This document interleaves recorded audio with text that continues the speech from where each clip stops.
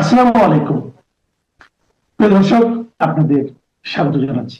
আপনারা জানেন যে 1 ফেব্রুয়ারি থেকে কারখানা বন্ধের ঘোষণা দিয়েছে বাংলাদেশ টেক্সটাইল মিলস অ্যাসোসিয়েশন বা বিটিএমএ। এই ঘোষণাটি কোনো সাধারণ লকডাউন নয়, বরং শিল্পের গভীরে ব্যাপক সংকট এবং অমীমাংসিত কিছু দাবির ফল। ইউনূস সরকার এই ঘোষণাকে আদৌ গুরুত্ব দিয়ে দেখছে এমন কোনো খবর নেই। এর অর্থ সরকার বিষয়টি আদৌ আমল দিচ্ছে না। অথচ এই ঘোষণা অনুযায়ী কারখানাগুলো বন্ধ হলে বাংলাদেশ কোন অন্ধকারে গিয়ে পড়বে তা একটি পরিসংখ্যানের দিকে তাকালেই স্পষ্ট হয়। টেক্সটাইল ও পোশাক খাতে সরাসরি 25 থেকে 40 লাখ মানুষ কাজ করে, যার 60% নারী, এবং পরোক্ষভাবে এর সঙ্গে জড়িত প্রায় 1 কোটি মানুষ।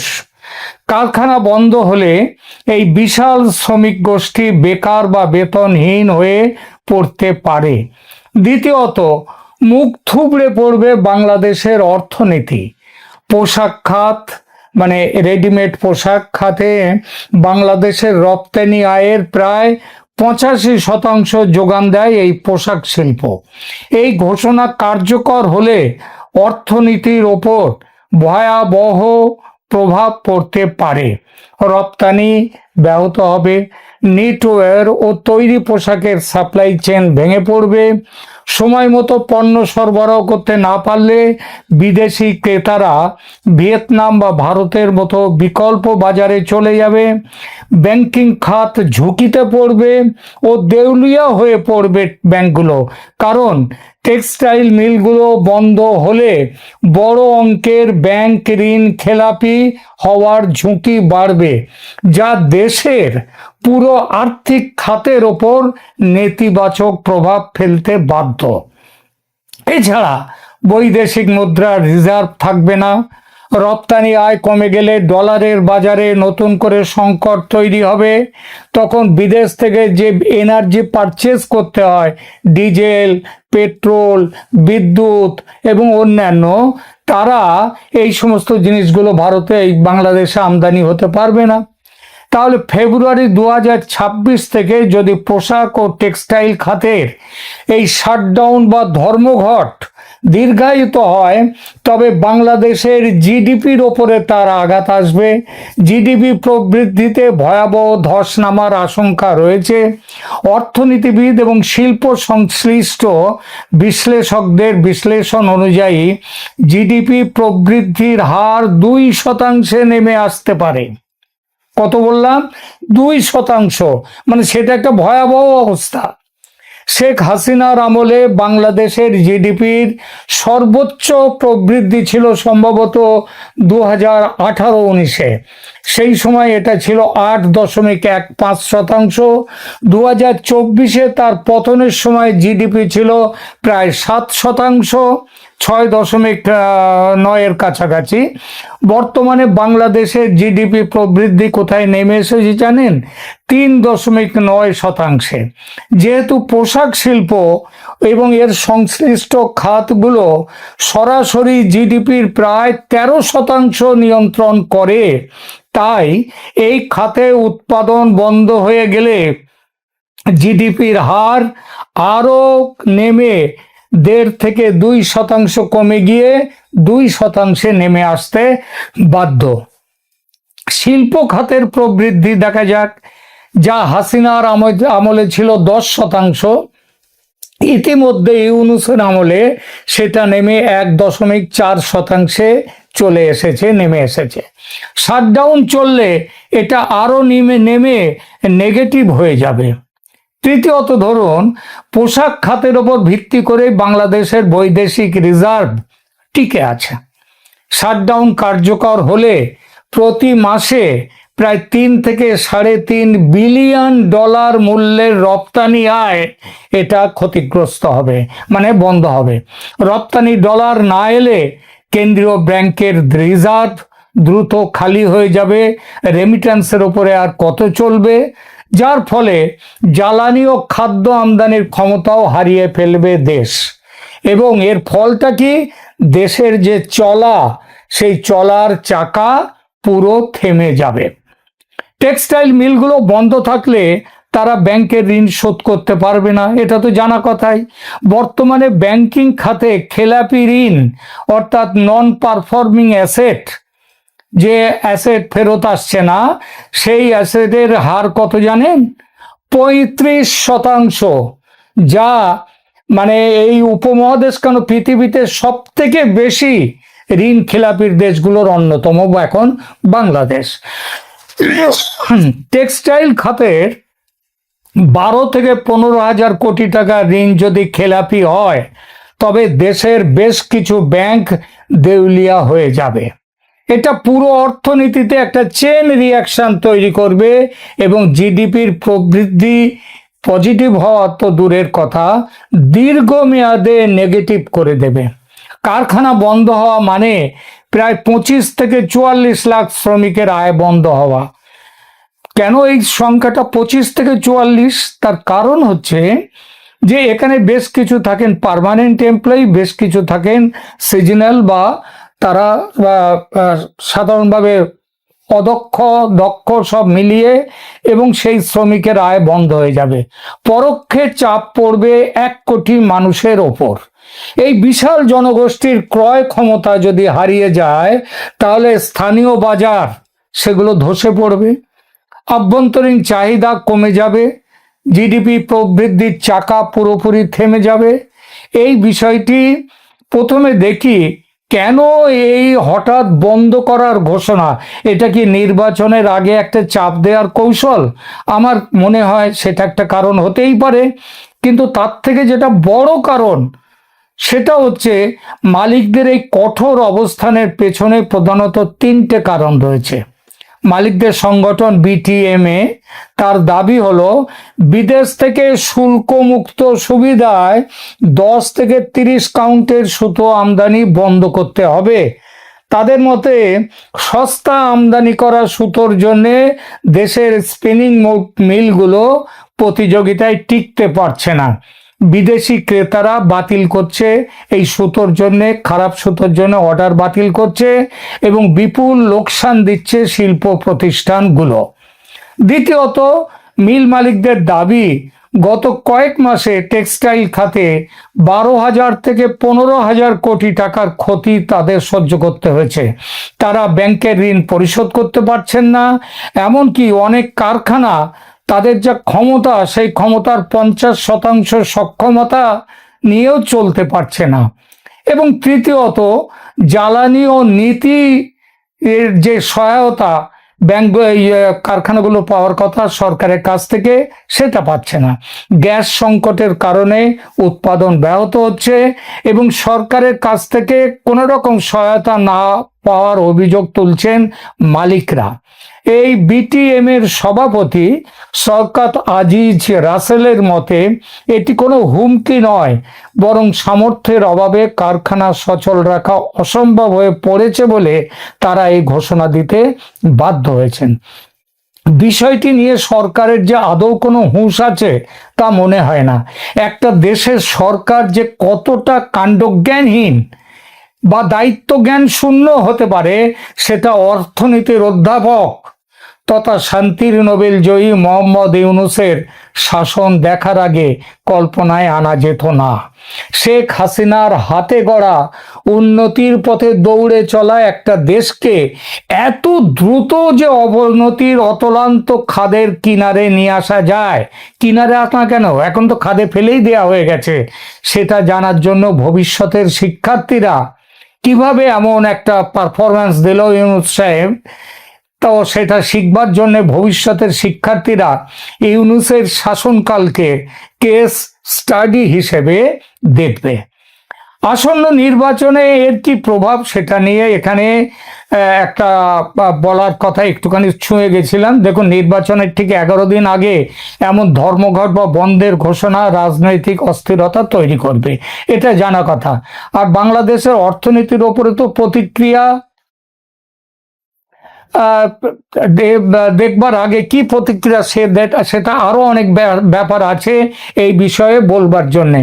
সেটা হচ্ছে বাংলাদেশের তৈরি পোশাক শিল্পের বাজার সেটা যে শেষ হয়ে যাচ্ছে, সেটা দেখতে গেলে আমাদের প্রথমে দেখতে হবে বাংলাদেশ তার তৈরি পোশাক কোথায় বিক্রি করে। আমেরিকায় 20% ট্যারিফ দেয়, আর অন্যান্য দেশের ক্ষেত্রে এর পরিমাণটা কত?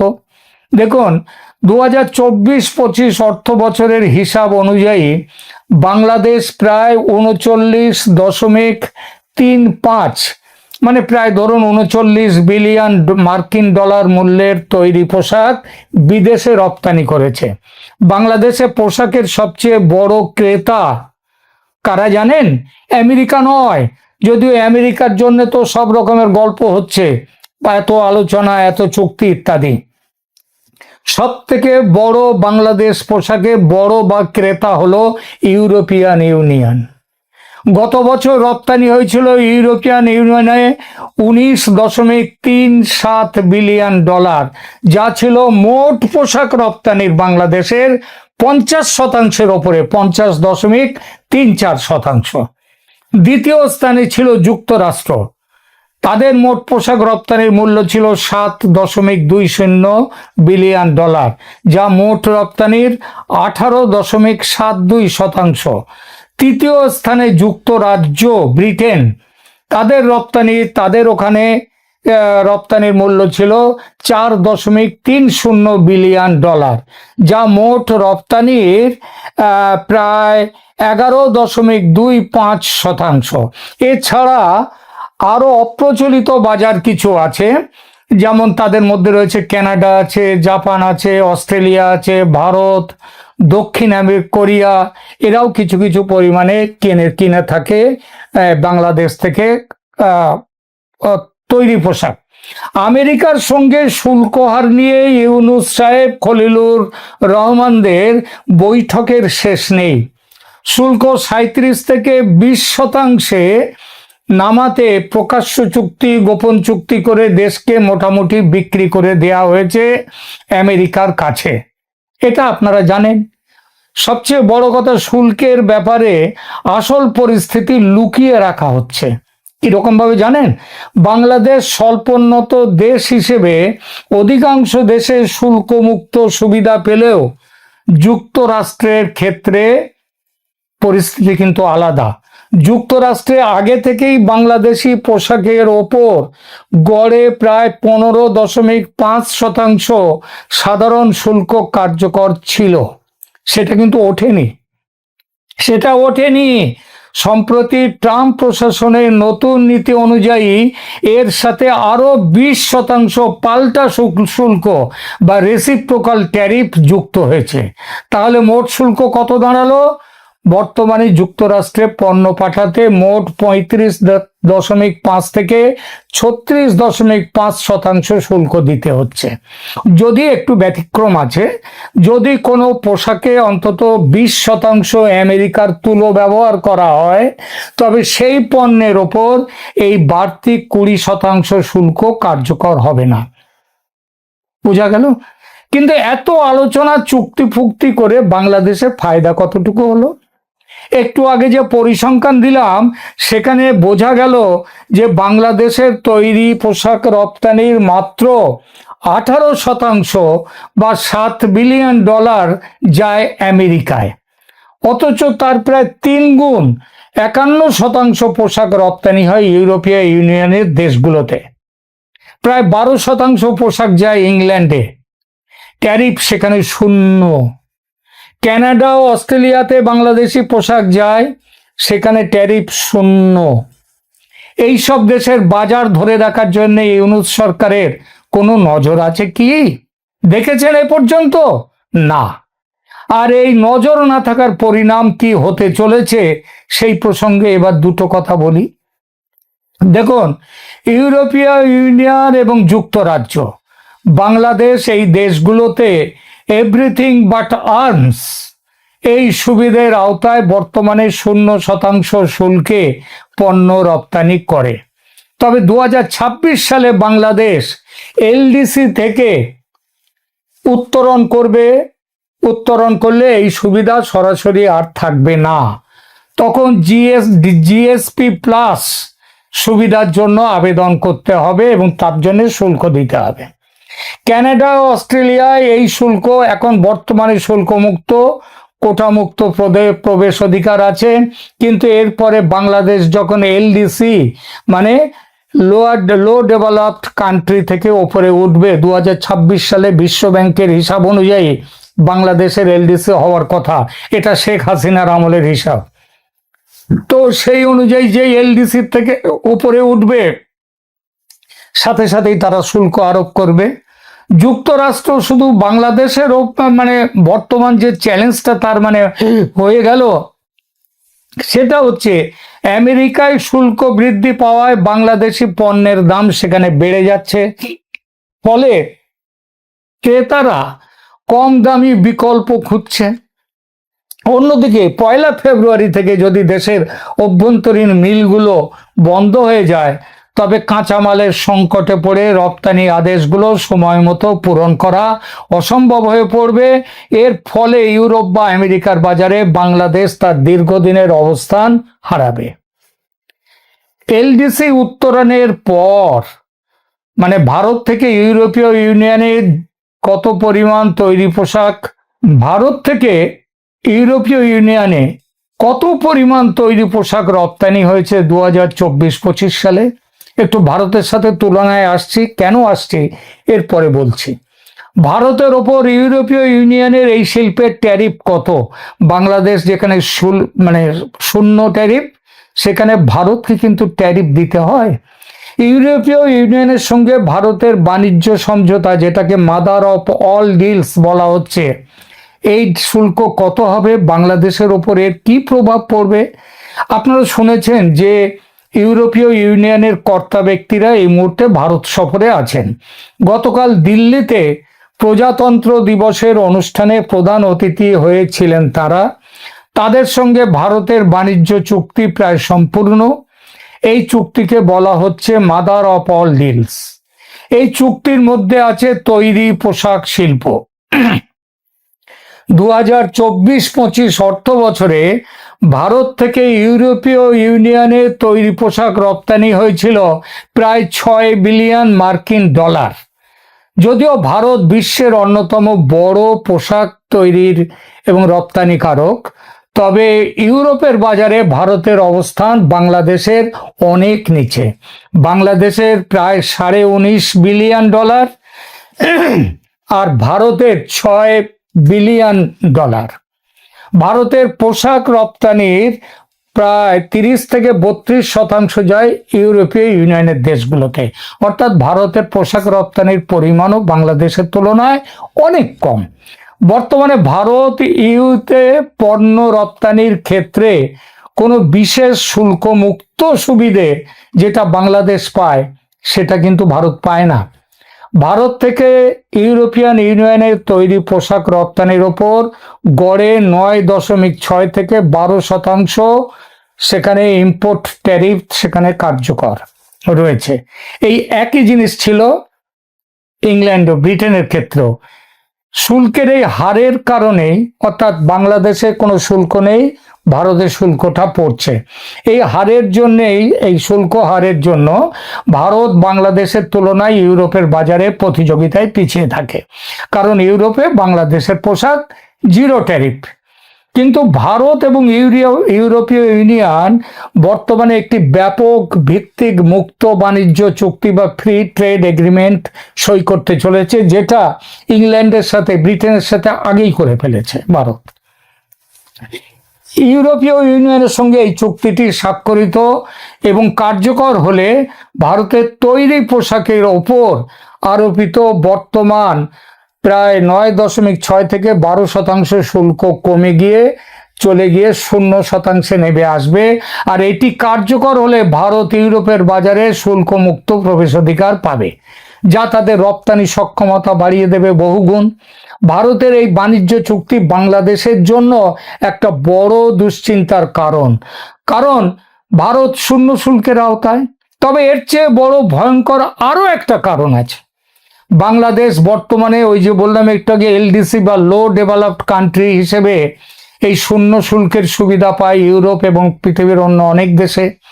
ভারতে যদি একই সুবিধে পেয়ে যায় ইউরোপীয় ইউনিয়নে, তবে ভারতের বিশাল কাঁচামাল, তুলো ও সুতো এবং সস্তা বিদ্যুৎ সুবিধের কারণে তারা বাংলাদেশের বাজার দখল করে নেবে।